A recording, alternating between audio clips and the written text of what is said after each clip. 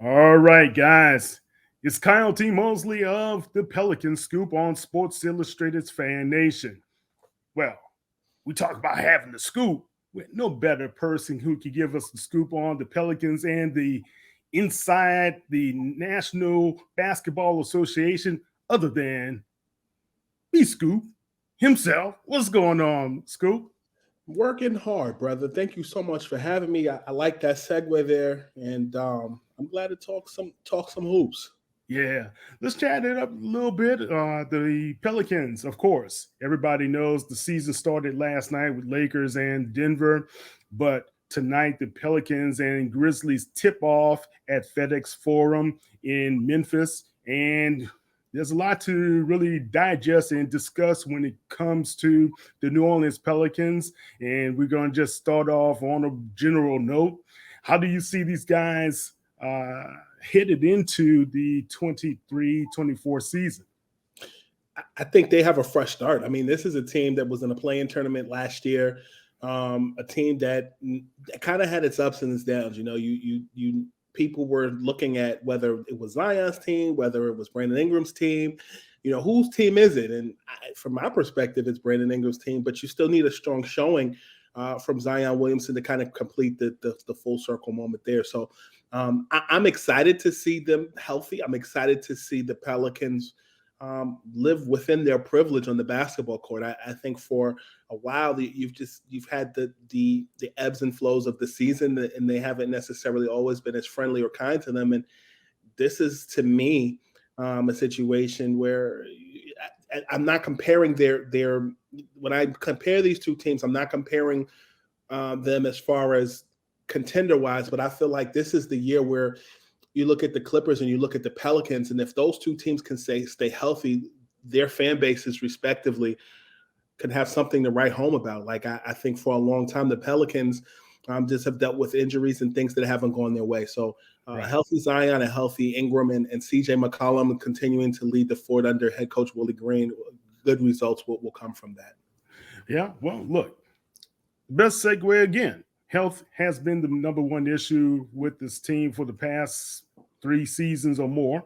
And you have these great players like CJ, Brandon Ingram, as well as Zion playing together for the first time in a long time. And you can see a lot of the rust was still there during preseason. Mhm. Do you think they had enough time to kind of knock out these wrinkles? Do you believe the Pelicans have to get off to a fast start, especially with these young talented crews across the NBA, especially in the West? I think the internet's version of being successful and the actuality of the 82 NBA game season, 82 game NBA season is very different. I'm of the belief that slow and steady wins the race. Mm, So, you know, it's easy when you looked at opening night where you saw the Lakers lose to the NBA champs Denver Nuggets, and for example, and you get frustrated. Comparatively, if the Pelicans were to lose, and in that situation, I don't think it's I don't think you could be upset with them, but I think you got to watch it. You got a vet told me this one time. When you look at the NBA season, you have to look at it 1 and 10 game increments, and you okay. also every 10 games you make adjustments. It's been told to me by one of my OGs that way. But then also you got to look at it from the beginning of the season to Thanksgiving, and then from Thanksgiving to like mid-December, and then from mid-December to Christmas. And then Christmas is where you really take that assessment. And then after Christmas, you have all of January. Like I really feel like Christmas to New Year's is like a small set because it's holiday time. You're traveling. You have Right, your right. family and friends coming over. Then you look at it from Martin Luther King Day on to the end of January. And then you look at what things look like at the All-Star break. So if I'm the Pelicans and at the halfway point, you win more games than you lose, and you're still in that playoff hunt, the rest is just piecing it together and finding ways in order to make things flow, stick, and you hope that you stay healthy. So I don't look at things as, oh wow, if they lost the first game, it's the end. You got to kind of look at it in that incremental state as I shared with you. Yeah. Well, damn, that's a great breakdown, especially how you view the season. It's kind of similar to the I covered the Saints, and when you look at the seasons there, we used to always take things in quarters, right? Yeah. And it's the same kind of way with the NBA. But I'm gonna say this one point, and you know how fickle New Orleans fans are. It's been a long time coming, baby. And these guys want to see some action and they want to see some rocking, rolling, and slamming and jamming going on at Smoothie King Center. Tell me, man, do you think this is the season that the Pelicans actually become the Western Conference contenders? I'm not sure. I'm not sure if they're in that Western Conference contender conversation. Hmm. I've seen, but I'll tell you that there have been times last season where I looked at that Pelicans team and I said, in the next year to 2 years, they're going to start disrupting. And it's interesting because I had this conversation with Matt Barnes recently where I said to him, do you look at the Oklahoma City Thunder and do you think that the Thunder are exactly who many thought the Pelicans would be? Hmm. That's interesting because when you look at Right. Thunder, for example, a lot of young talent. You got guys like Shea Gilgeous-Alexander, Josh Giddey, and some of the other usual suspects there. And then you got a situation where you got a coach that maybe the national perspective doesn't look at him like a Popovich, but they really are in their own world. And I'll say Coach Mark is effective. He's just not a sexy name to some people. No slight to him. Correct. But I think when you look at the Pelicans and their quadrant of where they are and where they compete, they really are in a space where they're competing, with the Spurs that are a young team. They're competing with the Houston Rockets that are figuring things out there. And then you look at the Pelicans. The Pelicans have a three-headed monster that just hasn't been healthy. That's Right. the problem. Like Right. CJ McCollum has been successful in Portland, playing alongside Damian Lillard and having success in his own right. At this point, CJ McCollum is looking to guide this team to be a contender. And I really feel like, they're taking the necessary steps. Now, when you talk about being a fickle team, oh, I know all about that. Or being a fickle fan base, I know all about that because I remember the days when the Pelicans fans were mad at me when I told them that Anthony Davis was getting traded from the Pelicans to the Lakers. But at the same time, those same pieces and those same moves that were made to trade with the Lakers is now to their benefit. Brandon That's right. Ingram has been playing very well. He played well when he was a Laker. And so now it's time to kind of right that ship. We've gone from 2019, 2018, where Anthony Davis going to the Lakers happened. He done won a championship. It's time for the Pelicans to step up and make those necessary adjustments and be successful. Gone are the days of being fickle. It's about overjoy and being over everything. And that means that over losing as well. Yeah, well, that's great for an outsider to say, but down in New Orleans, it's a different, it's a different A different animal. All right, I get it. all right.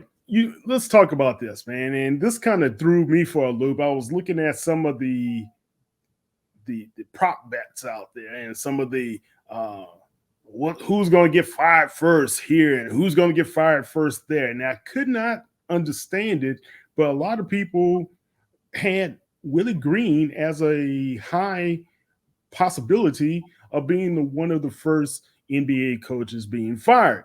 And I don't agree with it. But what's your assessment there? Why are so many people from the outside looking in thinking that Green is not doing a great job with this team? I think the fact that Zion Williamson is a name, and then you have again other guys on that team that step up and have been successful. Even Jose Alvarado, Brooklyn's own, Right. Right. who won, was it the world versus the U.S. MVP this past season. And then you look at Willie Green, and I feel like even in the hiring process with the Pelicans, it was a matter of, I think, people feeling like some felt he wasn't qualified, and he overproduced those expectations. Like in his first year, he kicked butt, and that was with Yes. Team President David Griffin picking his assistant coaching staff. Mm.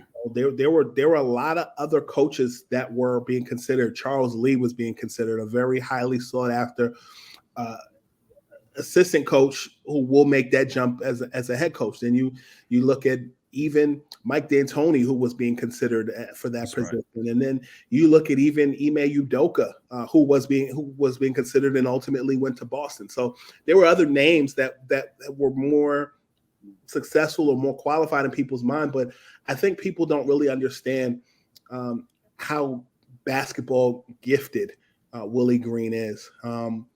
Even from his time as a member of the Philadelphia 76ers. I went to college right outside of the city of Philly, and had time to watch him and see his intellect when he was, playing for the 76ers. And there was a level of his spirit that echoed in that locker room, and really even reached Allen Iverson, somebody that he doesn't just necessarily listen to everybody, and Right. he had Allen Iverson's ear. And I think Yeah. a lot of it has more to it than just wins.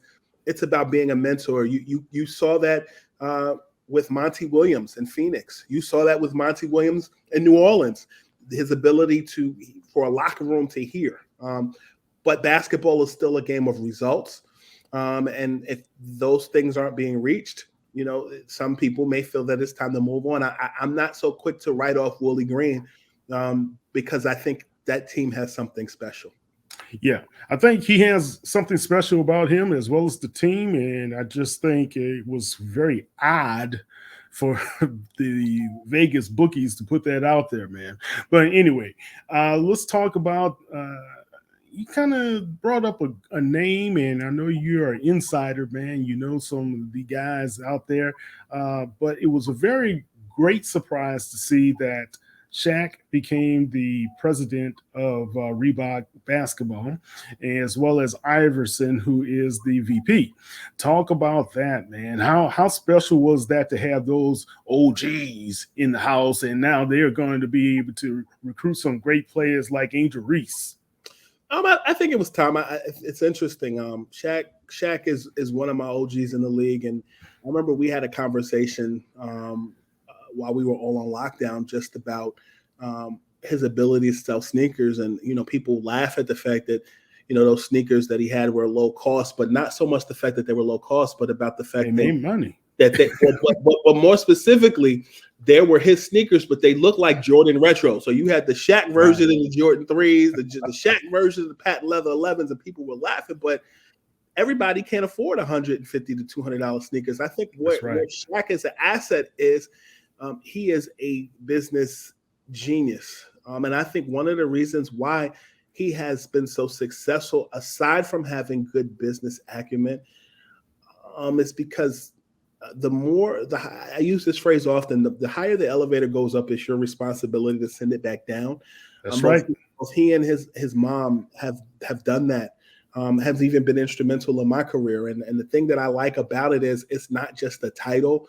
He's actually hands-on. And I think signing Angel Reese was a step in the right direction, because every sneaker company is looking to rebrand, even with sneaker companies that don't even have basketball skin in the game yet. In Skechers, I just sat down with Terrence Mann of the Clippers today, and he discussed his partnership with Skechers, as well as Julius Randle of the New York Knicks, who was part of that, and Joel Embiid, who's believed to be part of that process as well. So Shaq and Angel Reese being part of that, and Allen Iverson, it only makes business sense. Allen Iverson probably is one of the largely grossed non-Nike sneaker representative out there. Reebok Classics are cool, but some of Iverson's early sneakers, the questions and the answers, I have both those retros in my closet.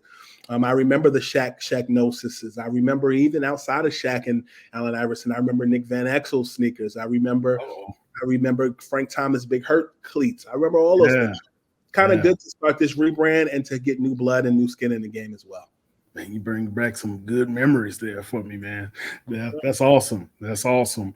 And it makes sense also because a lot of people still, especially young guys, respect Shaq as well as they love Iverson, So it's good to see that these guys are kind of bridging cultures and bridging that timeline as well. If I may, the Angel Reese thing also makes sense because not only is she, she's doing stuff with sew-ins, like with hair weaving. Like Yes. in the era of the busy woman or fast fashion and more, that's only going to add to her brand. All the NIL deals that are out there. It's just a good time to be a college athlete to get reap all the benefits of NIL and off your likeness and more. So I think Shaq and Iverson were definitely intuitive. It must be something in the water in LSU because those LSU students are real brilliant. At bank. That's bank. There you go. So I like it. Yeah, that's bank on the bayou, baby. There you go. There you go. Look, the gymnast to Angel Reese, and of course Kim Mulkey is just bringing it home. So, yeah, definitely. All right, last question, Scoop, about what's happening with the Pelicans. Of course, they're going against these guys, but John Morant, he's going to be back in 4 games after this game. How do you see his progress, and have you heard anything about how he's focused on getting himself into the mix and staying healthy and staying in shape during that off time? Well, so from people that I've spoke to in Josh Circle, it's just a matter of keeping the basketball. The basketball focus was never in question. It was the off court. No, it wasn't. The off court activities, and I think from conversations that I've had, it's just eliminating negative influences. But I think bigger than that, I think to whom much is given, much is required. Right. Don't play in the NBA. You didn't play in the NBA, but at 19, 20, 21, 22 years old, the amount of access and the amount of things that can come at your fingertips or in your disposal are easy. And I think accountability is the phrase that has been preached to me or has been verbalized to me in that conversation. And I hope that it's really something that is meant because the apologies are contrite and the apologies seem sincere, but until that action takes place, who knows? But I do think there are some positive sides. Number one, I really liked the addition of Marcus Smart to that roster defensively. Also, I like it because Marcus Smart had dealt with some things when he was in college. That fight in the stands when he was in college, and I forgot about that. Yeah, and was remorseful and has had a heck of a career. I spent a lot of time with Marcus Smart over the last 2 seasons when he was a member of the Celtics, when he was in the finals, and is really as genuine as they come, not in just basketball settings and party settings, very gracious, very just quiet, but observant.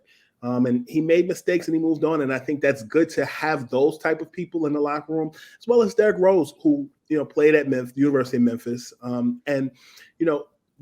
Many people compared Ja Morant's game to him. I think it's pretty cool. But the work has to get done. I'm hopeful that it gets done. And I really like their head coach in Taylor Jenkins. I spent some time with Taylor this summer. And I have this running joke with Taylor where I say, listen, man, I've never seen you and Triple H in the same room. I'm starting to think you guys are alternating in the WWE ring and in the coaching chair, and he thinks that's funny. But I really like their coach. I think he's a brilliant basketball mind. Triple H is his alter ego. That's pretty good.